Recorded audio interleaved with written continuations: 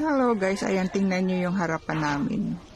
Dito sa Ilagan Isabela, ayan yung manukan. Tapos ayun naman yung ilog. Umaapaw yan kapag bumabaha. I mean bumabagyo. Tapos may lumang bahay dito.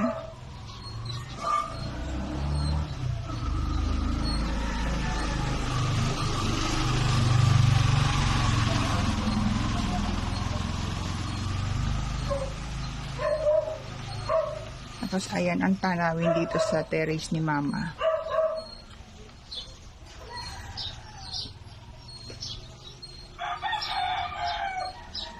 Mataas yung lugar nila kaya pag umaapaw yung ilog na yan, hindi sila inaabot dito.